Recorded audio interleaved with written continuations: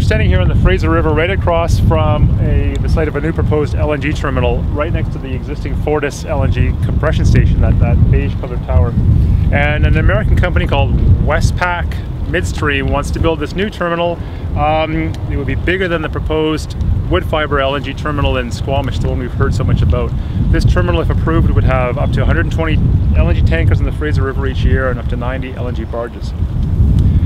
They've already received their NEB export license as well, which isn't really surprising, and they're now seeking environmental assessment approval from the federal and provincial governments. And I've read through all the documents that this company has put out, and as far as I can tell, they don't answer the fundamentally most important questions.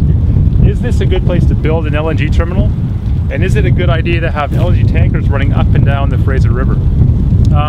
You know, Premier Clark says she wants to have a world-leading LNG industry in BC, but if proponents of projects don't even answer the most fundamentally important questions, I think that raises serious questions for us about her program. If you wanted to build an LNG terminal in the States, just 20 kilometers south of here, the Department of Homeland Defense and the US Coast Guard would require that you conduct a waterway suitability assessment. And that assessment would have to look at hazards within 3.5 kilometers on both sides of the marine route. Because 3.5 kilometers is how far a vapor cloud of unignited LNG can travel if a tanker ruptures without meeting any point of combustion. And that LNG would then flash, explode, burn back to the source, and cause an intense fire. Everything within 500 meters or so would be fried, basically.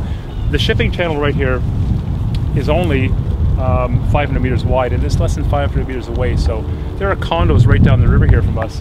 They would be directly in the path of this risk. In the United States as well, proponents have to explicitly examine the potential for intentional acts, things like terrorism, when they're evaluating the suitability of a site, and that's not the case in BC.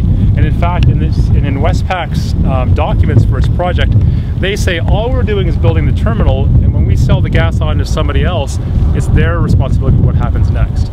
Now, in my mind, that's not world leading, that's buck passing. And it really sort of is symptomatic of what we have here in BC, the sort of get her done gold rush mentality when it comes to approving LNG or moving forward with LNG.